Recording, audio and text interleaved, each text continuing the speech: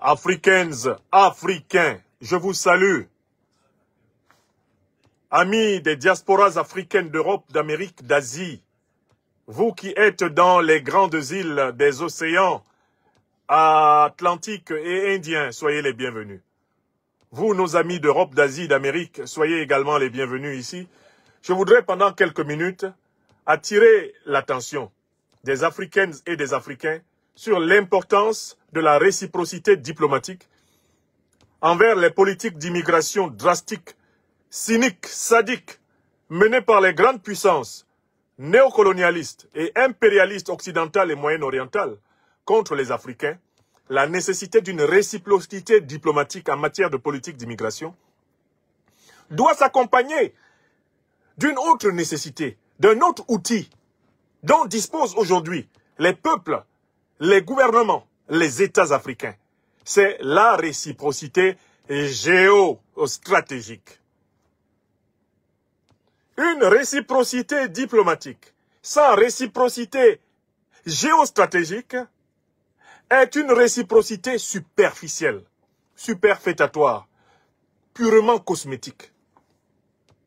La réciprocité diplomatique peut se définir comme l'application à l'ensemble des puissances étrangères des mêmes règles diplomatiques que celles-ci appliquent aux ressortissants de notre nation.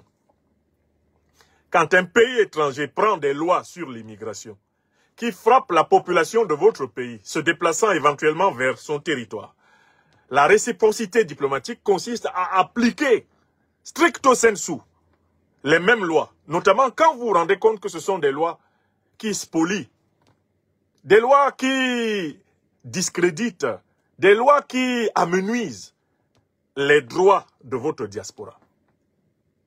Mais une réciprocité diplomatique qui ne serait pas suivie de réciprocité géostratégique demeure faible. Il ne faut pas simplement s'intéresser à appliquer les mêmes lois d'immigration afin de décourager la tentation de mépriser vos ressortissants. Il faut s'intéresser aux avantages comparatifs des puissances étrangères par rapport aux puissances nationales.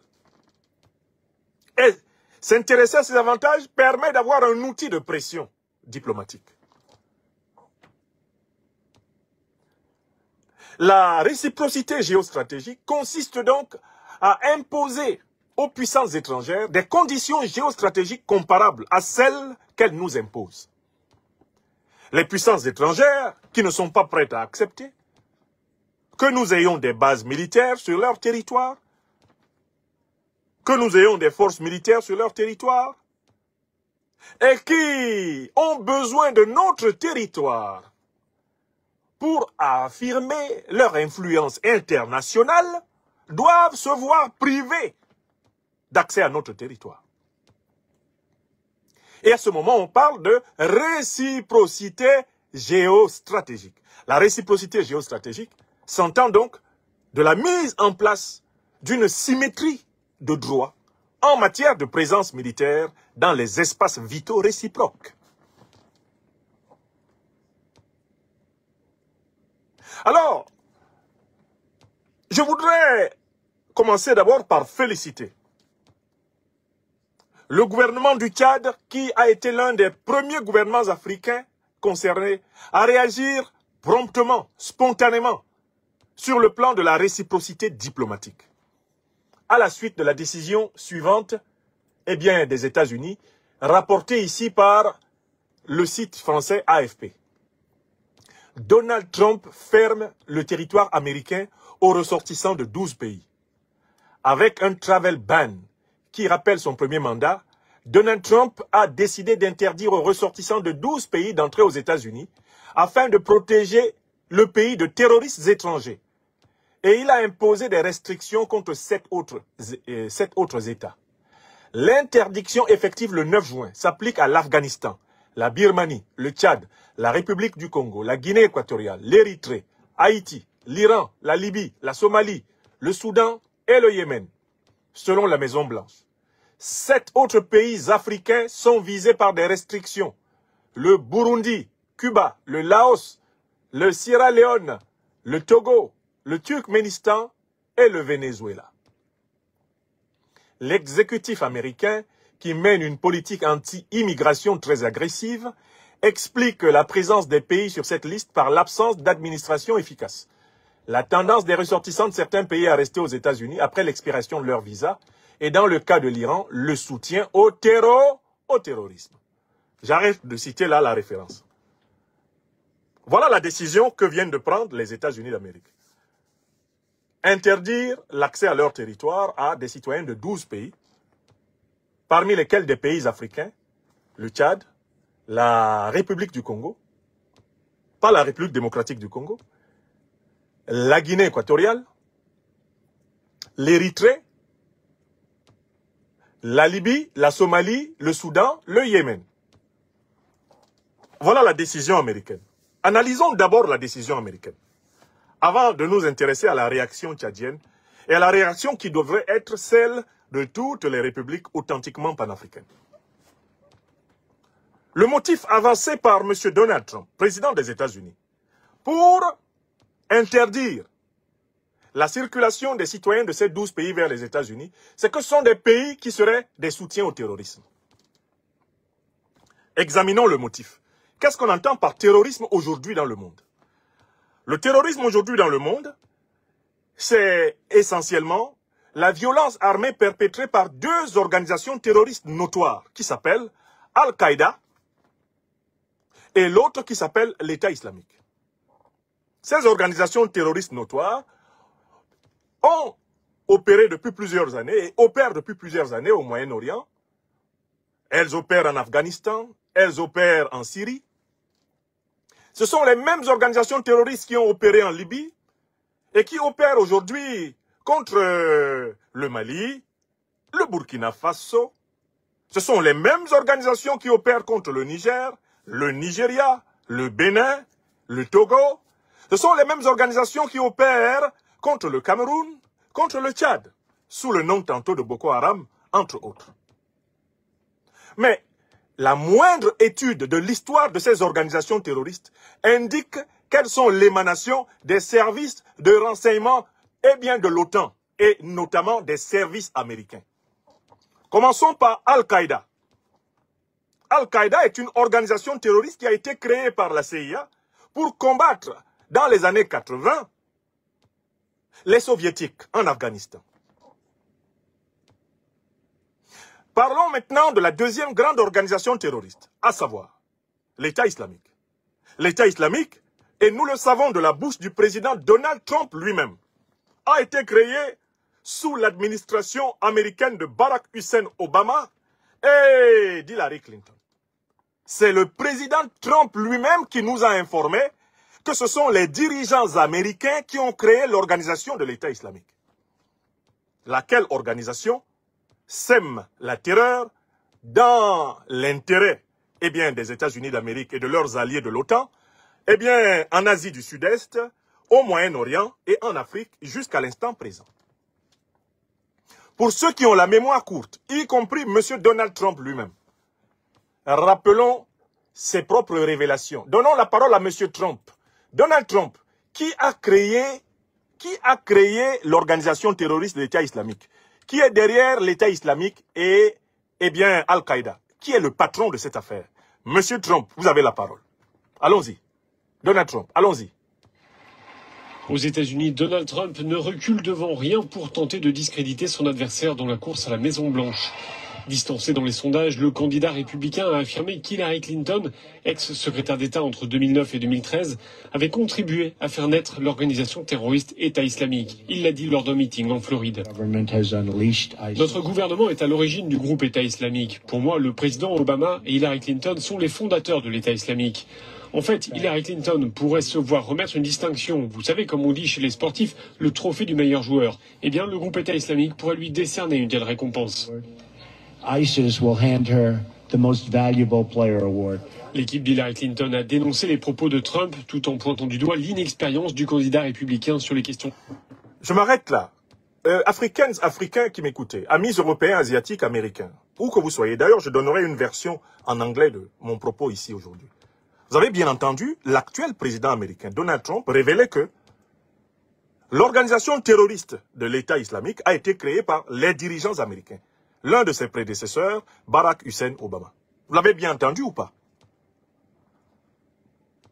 Alors, la grande question qui se pose quand on analyse la décision américaine, c'est comment les États-Unis d'Amérique, qui sont frappés par le principe de la continuité de l'action de l'État, comment les États-Unis d'Amérique peuvent-ils, d'une part, créer des organisations terroristes qui déstabilisent l'Asie du Sud-Est, qui déstabilisent le Moyen-Orient, qui déstabilisent l'Afrique, et d'autre part, punir les pays qui sont victimes des organisations terroristes qu'ils ont créées, punir les pauvres citoyens de ces pays, qui sont obligés, pour protéger leur vie, de chercher un havre de paix, eh bien, en exil, à l'étranger, donc y compris aux États-Unis. Je recommence la question pour ceux qui ont des problèmes de logique. Vous avez bien compris que c'est l'administration stratégique américaine qui a créé Al-Qaïda dans les années 80, qui l'a financé, avec ses alliés du Moyen-Orient, l'Arabie Saoudite notamment. Vous avez bien compris que c'est l'administration stratégique américaine qui a créé l'État islamique. Et c'est l'actuel président américain, Donald Trump, qui le dit.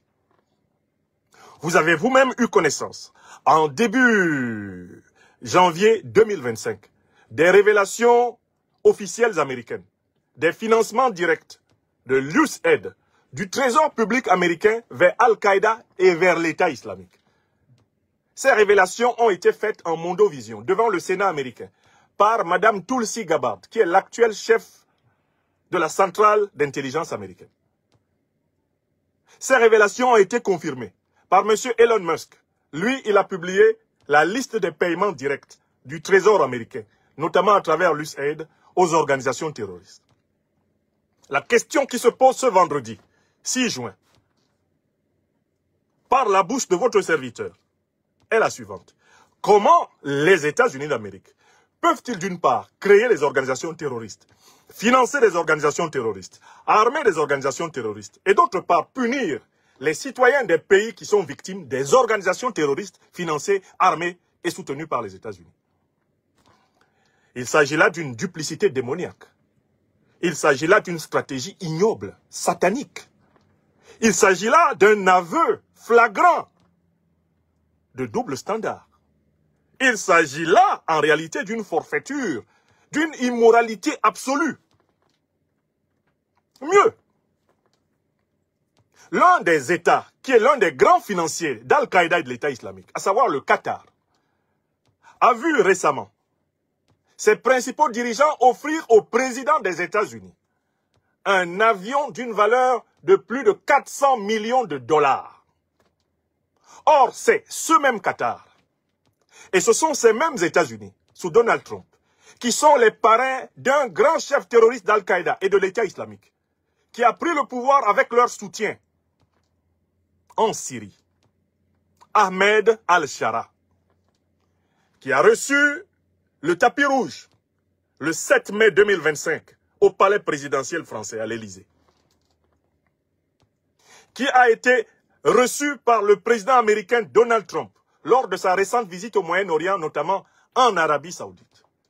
Ahmed al-Shara, grand chef terroriste d'Al-Qaïda et l'État islamique, qui a bénéficié du soutien d'Israël, de l'Arabie Saoudite, le soutien du Qatar, le soutien des Émirats Arabes Unis, du Bahreïn, le soutien des États-Unis d'Amérique, de la France, des pays de l'OTAN qui l'ont reconnu et l'appellent président, chef de la transition, et disent qu'il a changé après pendant 15 ans de participation aux actions terroristes, comme celle qui a ensanglanté la France le 13 novembre 2015 au Bataclan.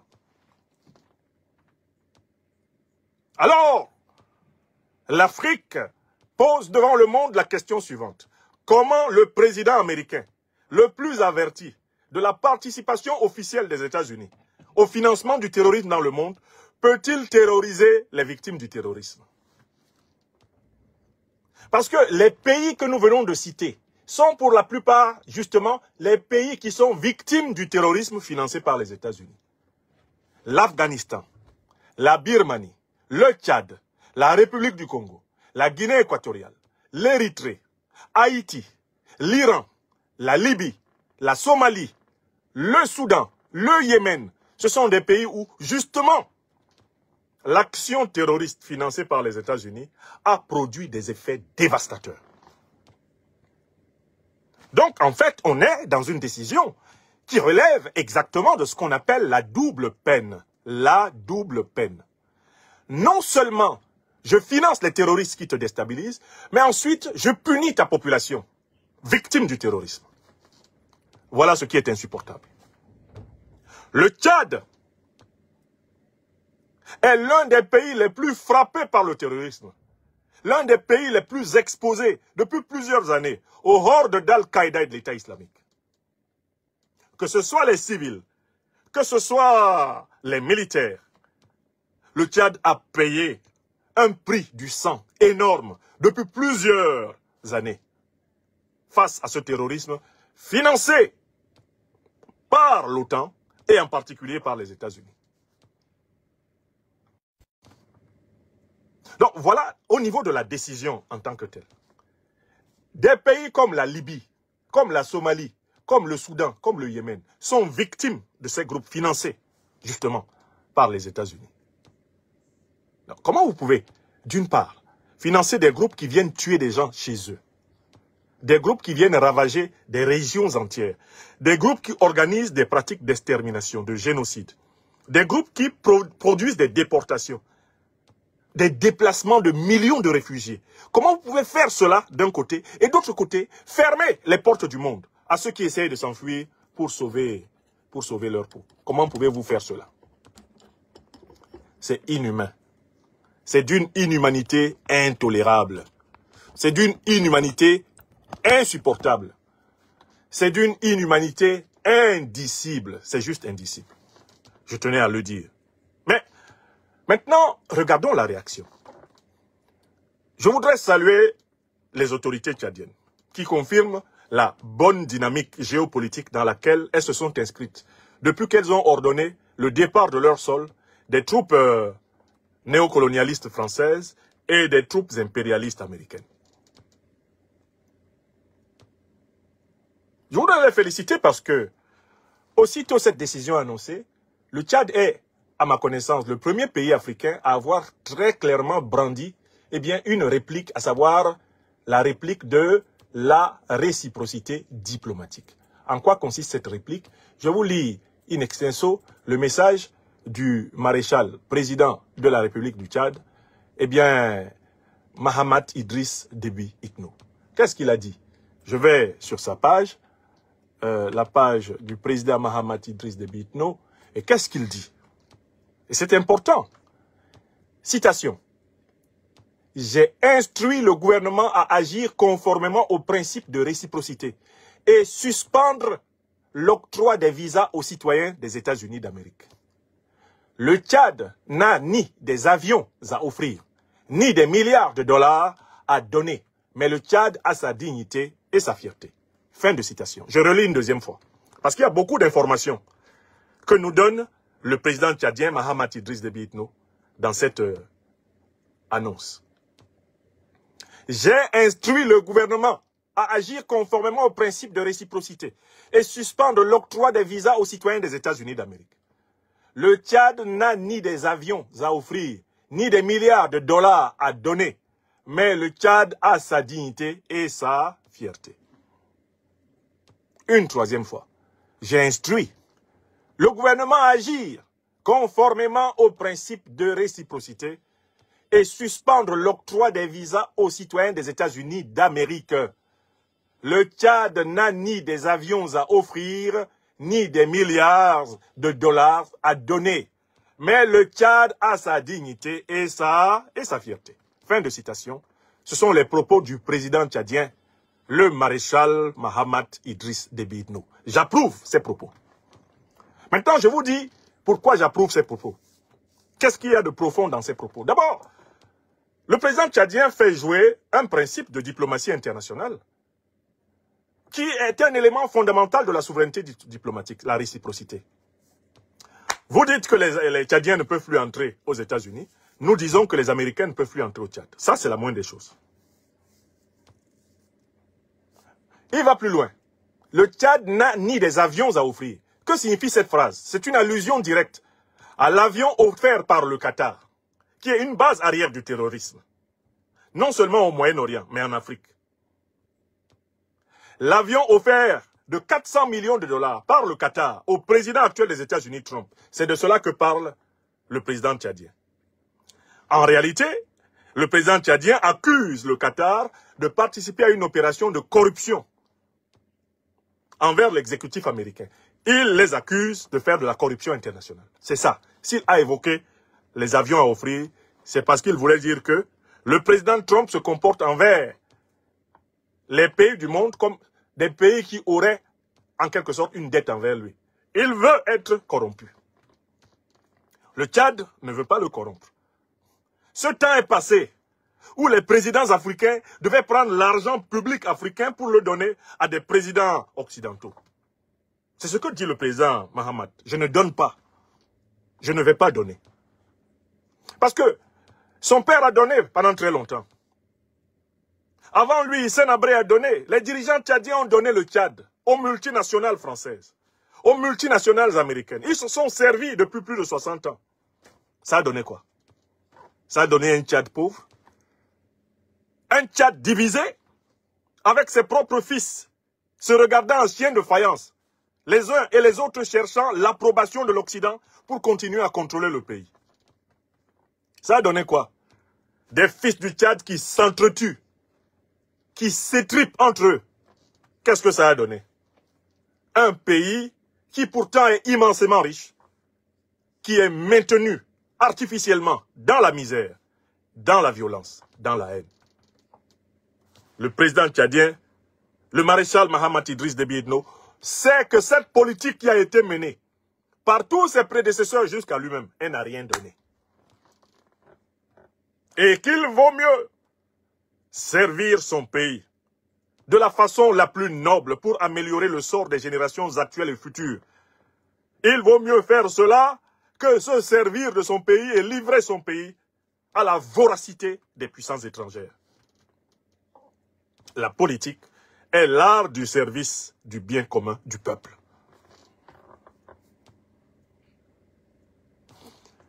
Le Tchad n'a ni des avions à offrir, ni des milliards de dollars à donner. Il insiste bien de dollars, histoire de dire que le président américain actuel est un président corrompu. C'est un président corrompu. Tout le monde a vu. Il est doublement corrompu, Donald Trump. Pourquoi? Premièrement, parce que il a dénoncé le financement, le soutien au terrorisme des États-Unis. Mais il y participe. On l'a vu avec les Qataris, on l'a vu avec Ahmed Al-Shara. On ne peut pas être celui qui dit c'est Obama et Clinton qui ont créé l'État islamique et aller poser avec un chef terroriste de l'État islamique, Ahmed Al-Shara, eh bien en Arabie Saoudite.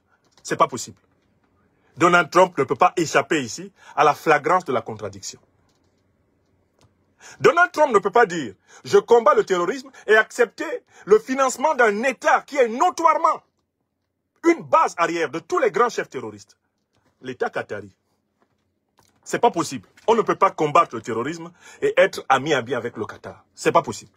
Parce que le Qatar est l'un des rares États du Moyen-Orient à avoir ouvertement participé à la déstabilisation de l'Afrique.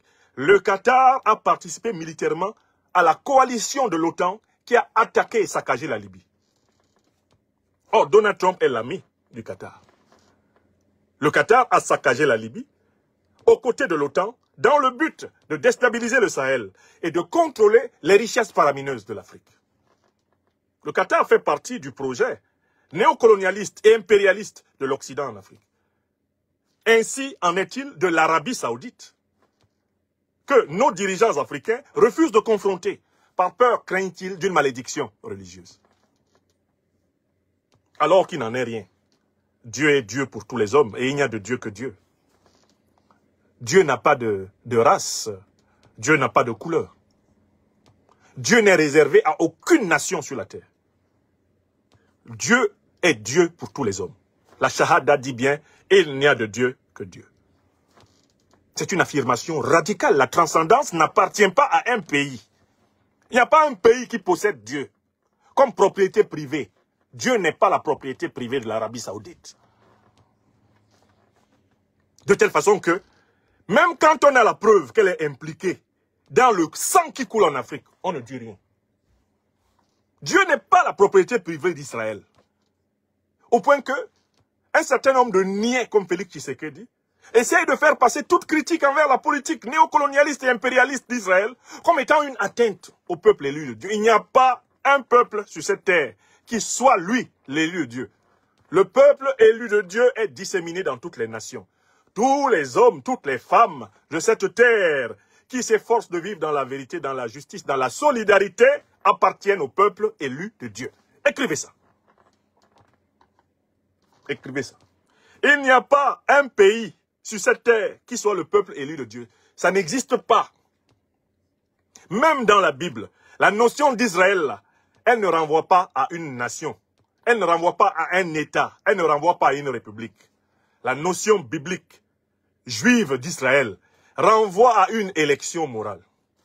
Lisez le grand philosophe de religion juive, Emmanuel Lévinas, pour comprendre ce que signifie la notion d'Israël. Israël, dans la signification talmudique,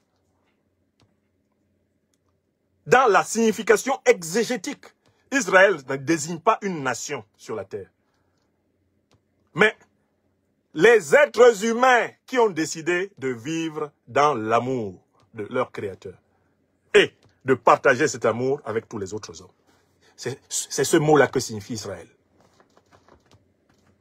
Et ce mot a son équivalent dans toutes les langues, dans toutes les civilisations.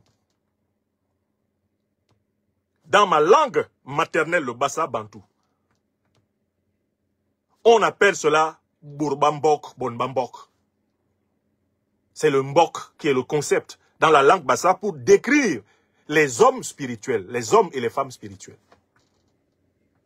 Et quand tu deviens donc un homme ou une femme spirituelle, on t'appelle Mbombok. C'est-à-dire un homme ou une femme dans lesquels l'Esprit de Dieu se manifeste. Et tu appartiens ainsi à cette nation spirituelle disséminée dans toutes les nations humaines. Celle des hommes et des femmes qui s'efforcent de vivre dans la vérité, la justice et la solidarité. Oui! Donc il faut que les Africains se libèrent, qu'ils se libèrent du Vatican, qu'ils se libèrent du Moyen-Orient, de Jérusalem, qu'ils se libèrent de Jeddah. Et qu'ils comprennent que ce soit l'islam, le christianisme, le judaïsme, qu'ils le comprennent comme le projet spirituel de l'humanité. Et ce projet a lieu partout sur la terre.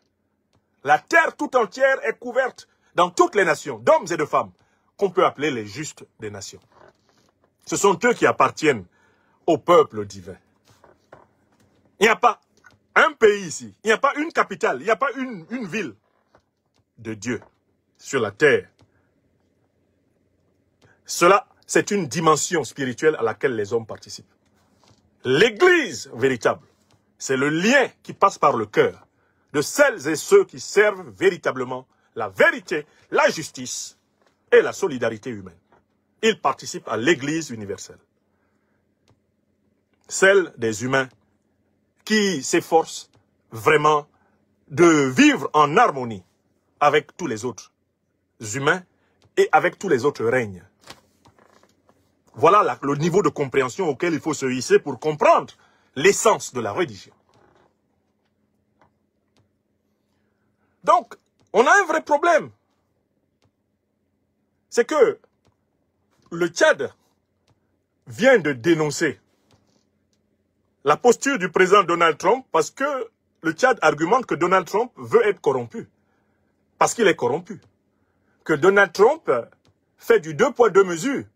D'un côté, les pays qui sont les alliés des États-Unis, dans la grande stratégie de gouvernance par le chaos qu'ils ont mis en place pour assurer leur hégémonie dans le monde, et de l'autre côté, des pays qui sont les souffres-douleurs des États-Unis.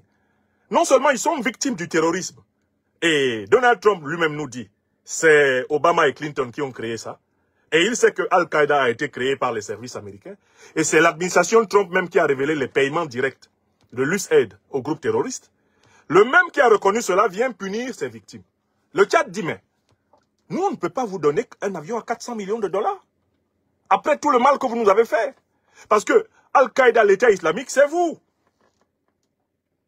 Vous nous envoyez des terroristes pour déstabiliser notre continent afin de confisquer notre pétrole, notre gaz, notre uranium, notre or, notre manganèse, confisquer notre bois, notre café, notre cacao, notre coton.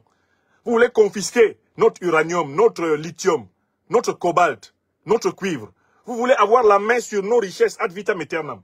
Vous nous envoyez des terroristes pour fragiliser notre continent et imposer la présence militaire de vos troupes. Nous disons non. Et maintenant, vous nous demandez de vous payer pour que vous nous laissiez tranquilles. L'Afrique dit qu'elle ne payera plus. Le Tchad dit on ne paye plus. On ne paye plus parce que nous sommes ahuris par cette tentation de nous demander en permanence de l'argent. Nous avons beaucoup donné, n'est-ce pas? La preuve. Nous avons beaucoup donné. D'où vient l'argent qu'on a en France?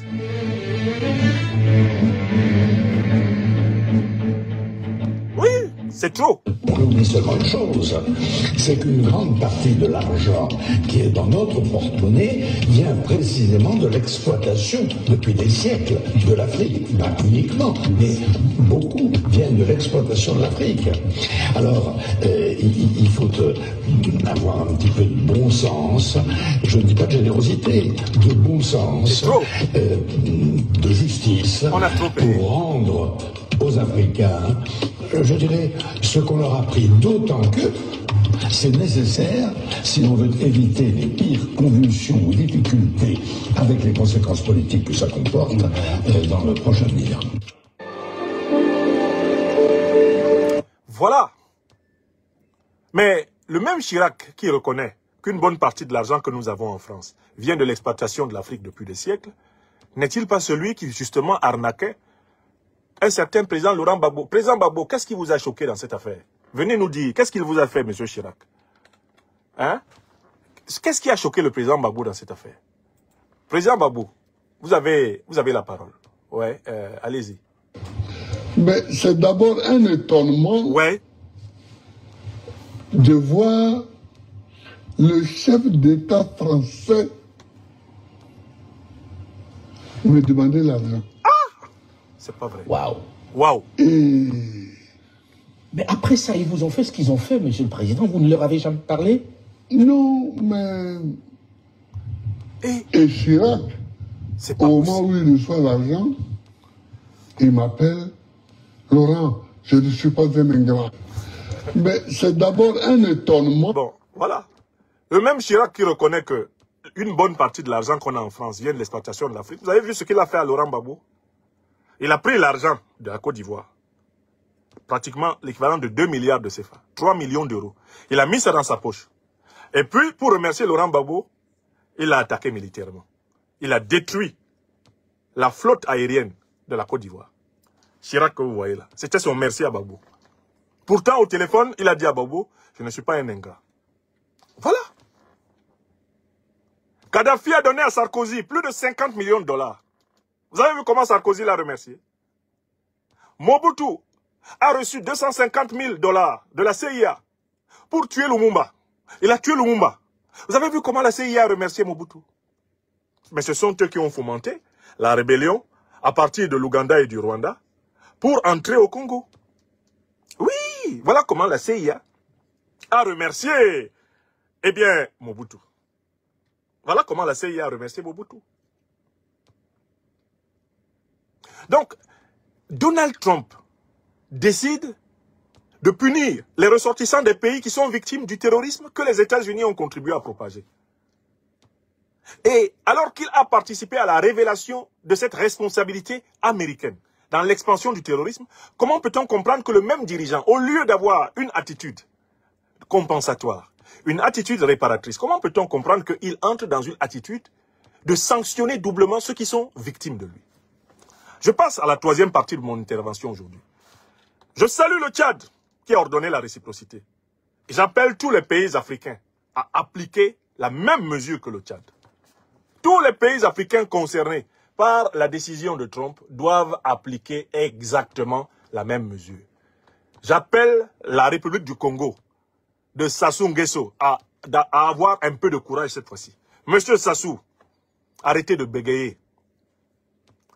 Faites comme le président tchadien. Faites comme le maréchal président Mahamat Idriss Déby Itno. Annoncez que la République du Congo applique la réciprocité aux États-Unis. Faites-le. Nous nous adressons à la Libye. Dirigeants libyens, appliquez la réciprocité aux États-Unis. Ce sont les États-Unis et leurs alliés de l'OTAN qui ont détruit la Libye, en association notamment avec le Qatar et plusieurs autres pays du Moyen-Orient. Appliquez à tous ces pays-là la réciprocité. Ils ne veulent pas que les citoyens libyens aillent chez eux. Vous leur interdisez de venir en Libye. On y va. Sierra Leone, do exactly the same. Forbid them any kind of entrance in Sierra Leone. Sudan, stop giving them visas to enter inside your country. Ainsi soit-il, tous les pays qui sont frappés par l'interdiction de voyage de leurs citoyens vers les États-Unis, qu'ils appliquent la réciprocité. Mais maintenant, je vais plus loin. La réciprocité ne suffit pas. Pourquoi? Parce que je prends une carte du continent africain, il y a quelque chose qui me choque. Quand je consulte une information particulière sur la carte du continent africain, cette information, c'est celle de la présence militaire américaine en Afrique. Je me base ici sur les données de 2019 qui ont été rassemblées par le site Courrier International. La carte a été réalisée par Thierry Gauthier d'après The Intercept, Africom.1000. Alors, les forces militaires américaines présentes en Afrique en 2022. Il y a en 2022, voici les forces qui étaient présentes. Les sites de déploiement d'urgence. Je commence par les sites de déploiement d'urgence qui sont décrits en bleu. Mogadiscio, Baidoa, Bosaso, Berbera, Faya Larjo, N'Djamena, Marwa au Cameroun, Garoua au Cameroun, Douala au Cameroun. Ça, c'était en 2022. Ils étaient à Maradi au Niger. Ils étaient à Walam. Au Niger. Ils étaient à Arlit au Niger. D'accord? Ça, c'était les sites de déploiement d'urgence. Maintenant, j'évoque les sites militaires américains d'opération avancée. Ils sont signalés en rouge sur la carte. Il y a le grand site militaire qui s'appelle le camp Lemonnier à Djibouti, qui est la principale base militaire de l'Africom. Le commandement militaire américain pour l'Afrique. Le camp Lemonnier, où il y a plus de 6000 soldats américains. Eh bien, et qui se trouve à Djibouti. Il y a dans l'océan Atlantique, sur l'île d'Ascension, l'île d'Ascension dans l'océan Atlantique, qui est sous le contrôle, carrément, du Royaume-Uni. C'est juste insupportable. Comment, dans l'océan Atlantique, le Royaume-Uni peut encore avoir une île, île de l'Ascension, dans l'océan Atlantique. Et sur cette île-là, il y a un site militaire américain avancé, une base militaire américaine avancée. Dans l'océan Atlantique. Hein. Maintenant, on va s'intéresser à des sites de stockage de matériel prépositionné que l'Amérique avait, les États-Unis avaient en 2022. Sites de stockage de matériel prépositionné, dont certains sont non localisés. Je vais les citer. En Libye, rien qu'en Libye, ils en ont 4, dont le site de Al-Wig. Au Sénégal, ils en ont au moins 2. Bon, ils en avaient au Mali, maintenant, ils les ont plutôt en Côte d'Ivoire. Ils en ont 2, au Ghana. Des sites de cette nature. D'accord? Ils en ont un en Ouganda. Ils en ont un au Gabon. Ils en ont plusieurs au Kenya. Manda Bay, Mombasa, Laikipia, Waijir. Ils en ont un en Afrique australe, qui se trouve au Botswana, à Gaborone. En fait, on a dénombré plus de 34 bases militaires ou micro-bases militaires américaines sur tout le sol africain. Plus de 34. Plus de 34. Et bien sûr, dans l'océan Indien, on n'a même pas compté. On n'a pas fait de décompte ici sur l'océan Indien. On a fait quelques décomptes océan Atlantique et sur le territoire continental africain. Alors, dites-moi, qu'est-ce que c'est que la réciprocité géostratégique envers les États-Unis? La réciprocité géostratégique consiste à demander à l'ensemble des gouvernements de chacun des pays où sont placées ces bases de demander à l'armée américaine de rentrer aux États-Unis. les 34 sites militaires américains sur le sol africain doivent être fermés. Leur fermeture est un objectif essentiel de réciprocité géostratégique africaine. Écrivez ça. Autant on demande la fermeture de toutes les bases néocolonialistes militaires françaises en Afrique, autant on doit le faire pour les bases néocolonialistes et impérialistes américaines. Il y a encore plus de bases américaines en Afrique qu'il n'y a eu de bases ou qu'il n'y a de bases françaises. Il faut que les Africains du monde entier le sachent. Il faut que les Africains américains qui sont conscients de leur rapport intime avec le continent africain nous soutiennent pour obtenir la fermeture et le retrait total des plus de 34 bases militaires américaines sur le sol africain. Il ne suffit pas de dire aux Africains, nous ne voulons plus que vous voyagiez librement vers notre territoire. Il faut ramener les soldats américains du sol africain vers les États-Unis. L'Afrique dispose de 0 base militaire. 0 base militaire de l'Afrique sur le territoire américain. Mais les États-Unis en ont plus de 34 sur le territoire africain. La réciprocité géostratégique signifie fermeture complète des 34 bases militaires américaines sur le sol africain, en commençant par celle de Djibouti, le camp Lemonnier, la principale. En commençant, même l'île d'Ascension, là, c'est une île qui se trouve dans l'océan Atlantique Sud. C'est normalement une île qui doit être sous influence africaine, pas sous influence britannique ou américaine. Ça doit fermer. Parce que s'ils ne peuvent pas fermer, là, ça veut dire que les Africains constitués en puissance doivent venir installer des bases militaires puissantes à Haïti, face aux États-Unis. À Cuba, face aux États-Unis. Oui, c'est ce que ça veut dire. Et il faut que les Africains des États-Unis, que les Africains américains, il faut que les Africains du monde entier soient capables d'expliquer cela clairement aux autorités américaines. Nous ne voulons plus de présence militaire américaine en Afrique. Car cette présence militaire a eu lieu dans le cadre de la domination négrière, dans le cadre de la domination coloniale, de la domination néocoloniale et impérialiste. Les Africaines et les Africains demandent lucidement, ouvertement, clairement aux États-Unis de retirer toutes leurs bases militaires du sol africain. Donald Trump dit « America to Americans ». Nous disons « Africa to Africans ». Et qu'il me soit permis de le dire clairement en anglais. President Trump has just decided to close the American borders for citizens coming from 12 countries through the world. Among those countries, we have African countries. The reason why President Donald Trump decided to put an end to visa delivery for those citizens is that they may be bringing terrorism in America.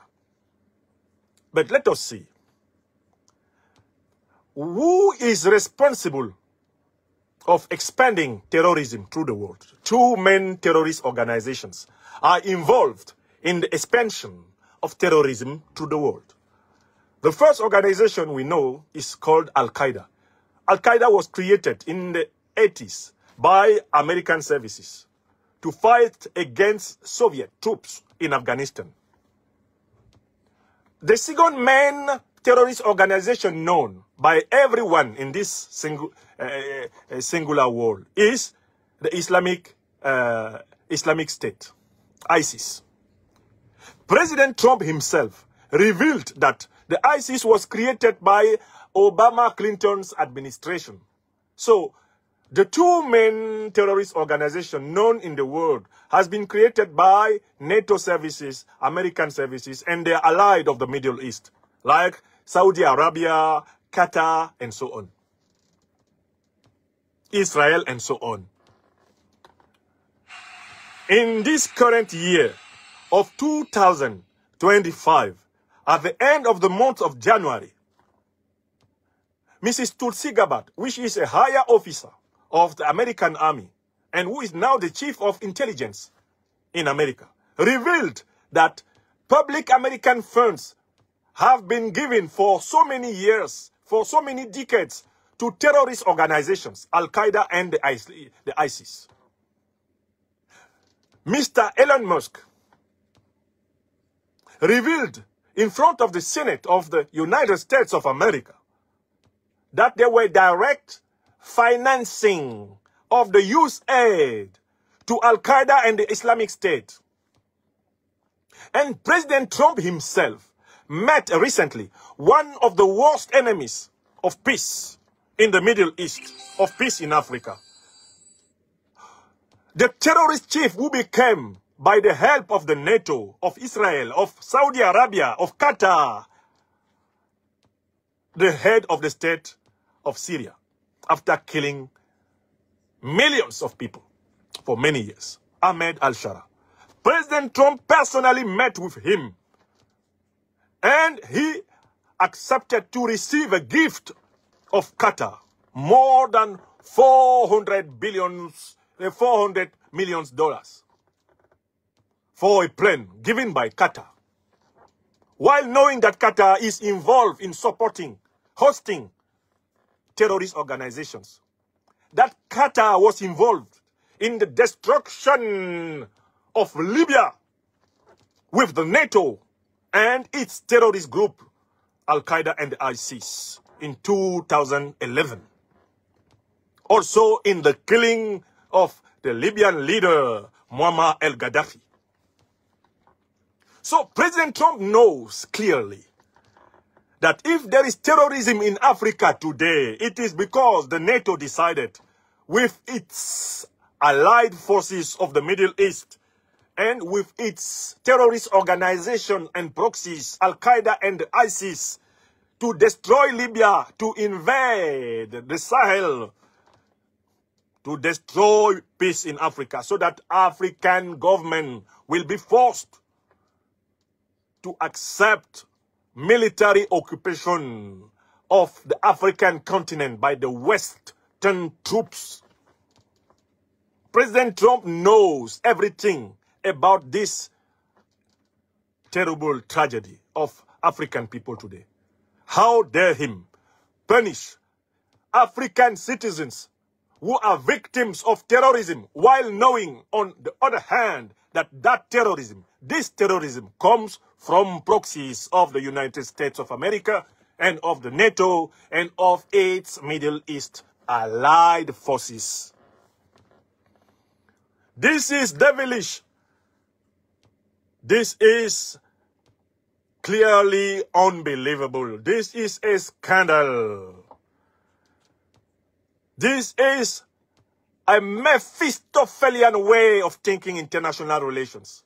On one hand, you finance, you arm terrorist groups to destabilize Africa, and on the other hand, you punish Africans who are running away to save their lives, who are trying to get a country where they can be living in peace, protect their children and their women, protect themselves, have a human life on this earth. President Trump, shame on you. Shame on you, President Trump. Shame on you. That's why I am congratulating Chadian President Marechal Muhammad Idris Deby Itno, who decided to apply the reciprocity in diplomacy by forbidding visas to American citizens in Chad. I am also calling all African countries victim of that ban, of that Trump's ban, to apply diplomatic reciprocity. Reciprocity is the first step for respect, mutual respect in international relations. But what I was adding, what I was explaining more, is that diplomatic reciprocity is not sufficient. We have to add something else. And that something else is geostrategical reciprocity. Geostrategic reciprocity. Diplomatic reciprocity without geostrategical reciprocity is weak. You have to associate the two, to put them together, and then you can force respect. In fact, there are more than 34 American military camps, military bases in the African ground. Geopolitical, geostrategic reciprocity means the closure of all those 34 American military bases on the African soil. There is no African military bases on American ground. President Trump is defending his motto, which is Make America Great Again, MAGA. So we defend our own motto, is Make Africa Great Again, MAGA. MAGA to MAGA. Close that Lemonnier camp in Djibouti. MAGA to MAGA. Remove your troops from the Ascension Island. Remove your troops for the more than 34 military bases you have in Africa. Yankee soldier, go back home. This is not a hate speech. This is a reciprocity. We have no African soldier on the American soil. We have no military camp in America. We have no intimidating militaries on the American ground. So it must end. The American troops must be removed out of Africa. Not tomorrow, but today. And this is the message. Let me say it in my preferred and mastered African language, the Bassa Bantu of my native Cameroon. Abonba Africa. Emurba sebele Trump and Telep. Ayong ben.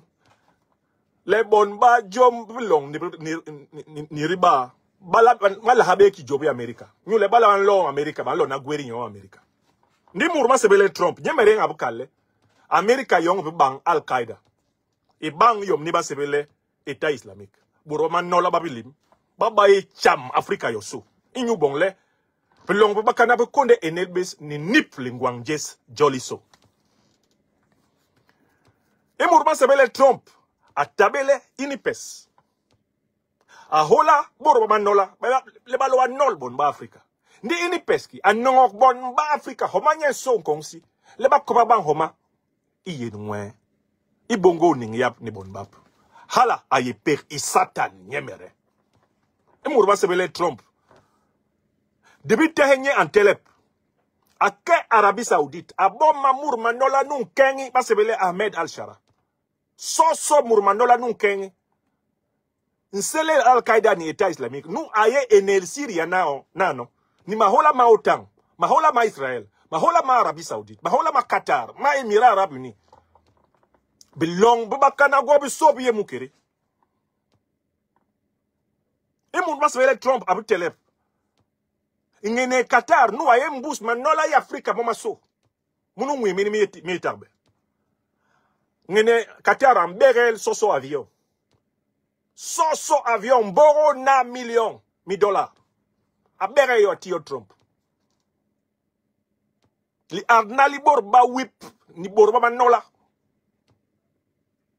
Ingi ngo Afrika. John Limbonga ipola Trump. Ni mama ku, mama nola, mama ye. I Moyen-Orient. John mensombole. Bon ba Afrika ba waso. Ba nebele tos. Maréchal Mahamad Idriss Déby no ngenel Chad. An yon mbeni lam gandak. Itim hebo. Bidjongwap imo map. Imben inkale, yaka Chad inkale man America anjob be Chad. Buroni len man America anjob be Chad. Amba na be visa job Chad. Ki bon ba Chad otabel ba lo beni. Ndomle, be bon de be ep terrorist in nolbes ibehini. Ndi be kibong nintenga bes, ngera dinsombole, di koba homa, de le di noy. Be kibong nintenga bes ni mamben manan. John yak be a, tina be mbuhungo. O mama nyuma nantan. Ndi mesebel bi long bi Afrika gobuso bi Trump antila munum benye le banjo pa be ki America yarbo ba bunga bonbo America e Afrika ndi dintel bene be ha ditabele ditelo yandi ha America bagwe moma ni mana maba homa baba yoni ni bisonda hisi Afrika Bon, ba Afrique, ba la ba pues, ba homa ba so, borlene, homa wara ba sebele quand le monier, i Djibouti. Bi sonda bi Amerika, bi lama ba mbungara. Ici Afrika yosu. Hala tabe jamli li owa. Unkwel wem, ou tabe unkwel ou li owa. Ou ye unkwel umbale. Ou te sep ni arna ebelong bi Afrika. Yom i. Yon me nyamsi wa Cameroun, wa Afrika. Me somblak porlen. Di kandik bang bole, banjok be beni. Di kwes, ba homan ba bor banga, bo baso i Afrika. Amerika imbegre, pulasi imbegre. Jaman imbegre, brilong bakana gwabu so, gwabu sonda. Di kwes, ba homan ba baso. Hikmur ad kena sonda gwe imbaye. Sonda i Afrika toyara, itabe i Amerika. Sonda i Afrika toyara, itabe i Europa. Sonda i Afrika toyara, itabe i Asia. Inyoki, bisonda bi Amerika, pero lo Afrika. An lo bonki, ban lo wipu gold. Wip kalasin, wip here, wip kakao, wip cafe. Wip u uranium, wip u lithium. Wip u diamant, wip u lingwang li Afrika. John Manlul, di Afrika in wabo. Afrika in wabo. Amerika, imbigre. Europa, imbigre. Asia, imbigre. Tilana yomi. Tilana. Mporo long ye nyamsi wa Cameroun wa Afrika. Nyeng importe. M'importe me yene. M'importe me yene. J'ai parlé, je m'assois dessus. M'importe me yene. Je parle et je m'assois dessus. Voilà le message en 3 langues. Et chacun d'entre nous doit répercuter ce message dans la langue africaine qu'il maîtrise le mieux. J'ai parlé en français, j'ai parlé en anglais, j'ai parlé en bassa. Aidez-moi. Dites le message en Peul, en Hausa, en Wolof. Dites le message en Lingala. Dites le message en Swahili. Dites le message dans les langues du Bamileke. Dites le message en Fon, en Baoulé, en Bété. Dites le message en Yoruba. Dites le message là, en germain. Dites le message en arabe koa. De quoi avez-vous peur? C'est gâté, c'est gâté. Les macabos sont cuits. Macabo Mambel et Africa. Les macabos sont cuits. La vérité est dehors. Quand le président tchadien se lève pour dire « J'ai bien vu comment les terroristes vous ont payé un avion. En échange, vous voulez nous livrer aux terroristes. » J'ai bien vu. Est-ce que vous avez mesuré le niveau de lumière qui brille sur l'Afrique actuellement? La vérité descend dans le peuple. Bon, je connais des malins qui vont dire « Ah, ouais, ah, il soutient la dictature au Tchad. » Je n'ai jamais soutenu la dictature au Tchad. Je soutiens l'anticolonialisme. Je soutiens l'anti-néocolonialisme. Je soutiens l'anti-impérialisme, qui est la posture actuelle du gouvernement tchadien. Ce sont des faits. Le maréchal président Mahamat, il ne se contente pas de dire, il fait. Tout le monde l'a vu ici. Démanteler les accords de coopération. Tout le monde l'a vu sortir pour dire que les Tchadiens, les Américains, on leur applique la réciprocité. Faites au moins ça. Oligingema, si tu es garçon, fais. On va voir. Bia Paul, si tu es garçon, fais. On va voir. C'est ce qu'on vous demande tous là. Ouattara Draman. Hein? Faites, on va voir. C'est ça. On juge un homme politique, non pas simplement à son discours, mais à ses actes. La réconciliation nationale tchadienne est en suspens, elle est bloquée, elle est compliquée. La violence politique au Tchad n'a pas encore disparu, l'arbitraire n'a pas encore disparu. Nous l'avons toujours dit et nous avons toujours appelé à la recherche d'un état de droit. Il faut un état de droit au Tchad. Il faut que la justice et la vérité soient le fondement des institutions dans toute l'Afrique. Mais il y a une contradiction majeure là. Le Tchad est attaqué par les groupes terroristes. C'est-à-dire il est attaqué par l'OTAN. Et tous les pays africains doivent bien tirer la conséquence. À commencer par le Tchad lui-même. Est-ce qu'il y a encore des militaires américains sur le sol tchadien? S'il y en a, il faut les faire partir. Est-ce qu'il y en a sur le sol camerounais? Ils doivent partir. Le sol nigérien, ils doivent partir. Il y en a, on le sait, sur le sol ghanéen. Il y en a sur le sol ivoirien. Il y en a sur le sol sénégalais. Ils font quoi là? Qu'est-ce qu'ils font là? Ils doivent partir. Ils se sont installés en Mauritanie. Ils sont en train d'encercler l'AES. Ils doivent partir. Et c'est la responsabilité de tous les peuples de soutenir les dirigeants qui prennent des mesures de cette importance. On ne peut pas, et je conclue là-dessus, on ne peut pas se contenter en Afrique de promouvoir la réciprocité diplomatique. Il faut aller plus loin. Il faut aller à la réciprocité géostratégique. L'Occident ne comprend que le langage d'une réciprocité diplomatique appuyée par une réciprocité géostratégique. Quand les bases militaires américaines commenceront à être fermées, comme le sont progressivement les bases militaires françaises, Donald Trump va comprendre le Swahili. Il va comprendre le Swahili. Il va comprendre le Bassa. Donald Trump va apprendre le Hausa. Donald Trump va chanter Kasongo. Kasonga ye ye, mebeli nangai. Kasonga mbona weo, songa libala Amerika ye ye ye. Kasongo mbona weo.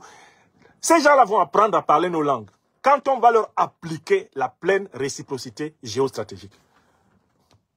Donc, président tchadien, maréchal président Mahamat, contrôlez bien toute la hiérarchie de l'armée tchadienne. S'il y a un seul endroit où il y a un militaire américain au Tchad, faites-le partir.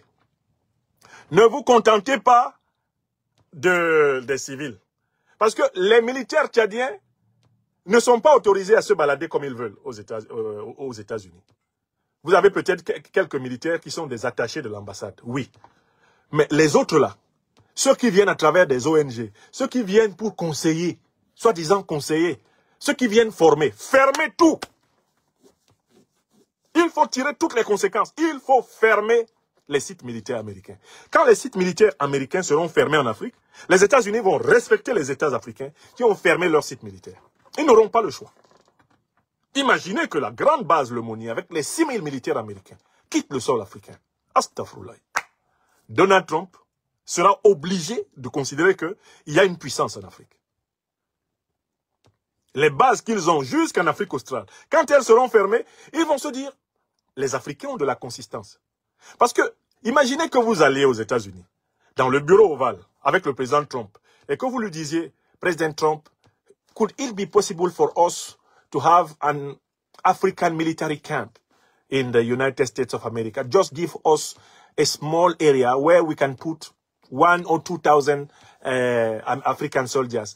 And those soldiers will help to protect the African American community, which is suffering a lot because your policemen and so on are very violent against our African brothers. So can you please there give us only one military camp where African gunmen, African weapons will be helping our community like you come in Africa with your weapons to help the American community, the American international firms and so on, American business. Because you justify your military presence in Africa by the protection of your business. We would like also to have businesses in America.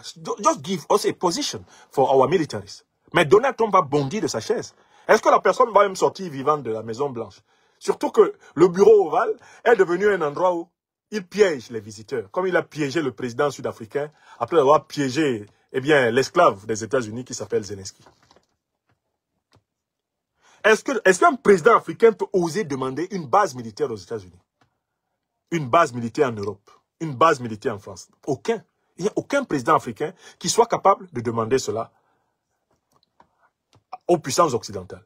Donc, il faut qu'on arrête de considérer comme un scandale le fait de fermer les bases militaires, néocolonialistes françaises, européennes, américaines, sur le sol africain. Ce n'est pas un scandale. C'est la pleine réciprocité. Il faut passer de la réciprocité diplomatique à la réciprocité géostratégique. Une réciprocité diplomatique sans réciprocité géostratégique demeure artificielle. Je crois que je l'ai pleinement démontré et je l'ai expliqué en 3 langues. Je remercie chacune et chacun d'entre vous d'avoir partagé ce direct. Je réitère une fois de plus ici mon soutien au peuple togolais en lutte, à l'instant où je parle. Des heures graves se déroulent au Togo. Le peuple est en lutte pour reprendre la souveraineté qui lui a été volée depuis 1960. Ce combat du peuple togolais ne peut qu'être épousé par toutes les Africaines et tous les Africains. Cela étant dit, j'appelle le peuple togolais à exercer la plus grande vigilance pour que sa lutte ne soit pas volée par des néocolonialistes et des impérialistes en embuscade. Car j'observe une certaine complaisance de la presse néocolonialiste et impérialiste qui peut laisser penser qu'elle a un certain nombre d'éléments qui sont en embuscade pour tenter de voler au peuple togolais la victoire qu'il s'apprête à remporter. Donc, peuple togolais, double vigilance. Dans le combat contre la dictature des Eyadema, ne vous laissez pas doubler par un groupe pro-néocolonialiste qui viendrait essayer de prendre la place des Eyadema pour continuer la dictature en faveur des intérêts france-africains. Car il ne vous a pas échappé que les Eyadema, qui sont une dynastie dictatoriale, c'est incontestable, sont désormais en odeur de non-sainteté à Paris. Depuis qu'ils se sont rapprochés de l'AES, ils savent très bien que Paris a leur macabo.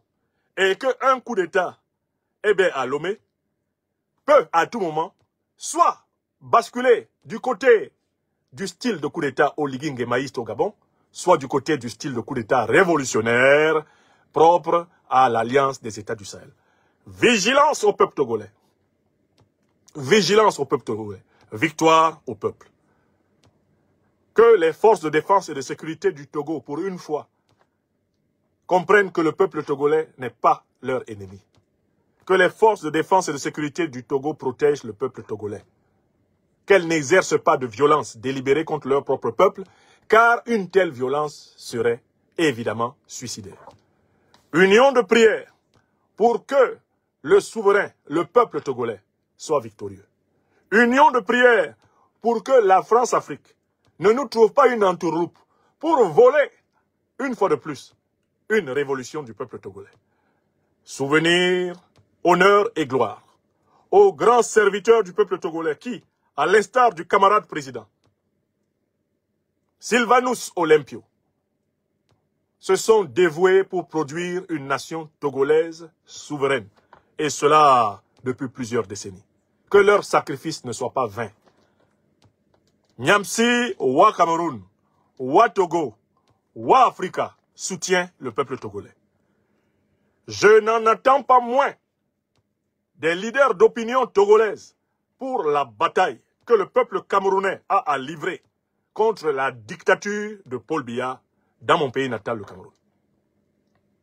Cette solidarité de lutte par laquelle nous mobilisons sur nos pages pour la lutte du Togo, elle exige une réciprocité constante envers les luttes des autres. Depuis plusieurs heures, j'ai reçu des interpellations de mes amis togolais, sur les pages desquelles on ne trouve jamais un direct au service du Cameroun. Je leur dis d'arrêter de penser que le panafricanisme ne doit servir que leur cause. Quand vous voulez que tout le monde soit avec vous, souvenez-vous que vous devez être avec tout le monde. Quand ça va mieux pour vous, on ne vous voit pas dans les affaires des autres. La plupart d'entre vous, là, qui me cherchez en inbox, vous n'avez pas donné un quart pour la lutte du peuple camerounais, de ce que moi j'ai donné pour la lutte du peuple togolais. Ça suffit. La solidarité à géométrie variable. On est ensemble pour libérer l'Afrique. Vous ne faites pas de demi-mobilisation, vous ne faites pas de demi-participation à la dénonciation de la dictature du Cameroun pour moi me demander de me consacrer à la dénonciation de votre dictature. La solidarité panafricaine, c'est donnant-donnant. Je le dis pas seulement à mes frères togolais, je le dis à mes frères de tous les pays africains. La solidarité africaine, là, c'est donnant-donnant. Parce que pendant trop longtemps, les gens la font fonctionner en donner-donner. Non, c'est donnant-donnant. Donc, quand vous montez dans vos vidéos, là, pour dénoncer la dictature du Togo, n'oubliez pas la dictature des autres pays. Je ne parle pas seulement du Cameroun. Pensez à la dictature au Gabon, à la dictature au Congo, à la dictature en Côte d'Ivoire, à la dictature au Bénin, à la dictature dans tout pays africain. Oui, C'est comme ça que ça doit marcher. Et tout le monde doit jouer le jeu. Et il n'y a pas de demi-dictature. Il n'y a pas de demi-dénonciation de la dictature. On dénonce partout. Nous sommes opposés à la dictature dans tout pays africain, quel que soit le pays concerné. Qu'il s'appelle le Cameroun, le Tchad, le Togo, le Bénin, la Côte d'Ivoire, le Sénégal. Partout où un système dictatorial s'installe, les Africains s'opposent. Mais il ne faut pas confondre un État révolutionnaire en lutte contre le néocolonialisme, l'impérialisme et le terrorisme avec un État dictatorial. Nos républiques de l'Alliance des États du Sahel ne sont pas des dictatures. Ce sont des révolutionnaires panafricains qui sont à l'œuvre dans ces pays. Il ne faut pas les mélanger avec les torchons politiques comme Biya Paul ou Ouattara Draman. Il ne faut pas les mélanger avec les dynasties de la France-Afrique. C'est extrêmement important de faire preuve de lucidité, de clarté et de distinction quand on parle de la question dictatoriale en Afrique. Je vous remercie. Excellent vendredi à toutes et à tous. D'autres nouvelles plus tard dans la journée. Merci infiniment. Merci. La première chose, abonnez-vous à cette page. Cliquez sur le bouton s'abonner qui s'affiche juste en bas. Et la deuxième chose, cliquez sur la cloche de notification pour ne rater aucune des vidéos que je publie ici très régulièrement. Retrouvez KDW Africa sur YouTube, Facebook, TikTok.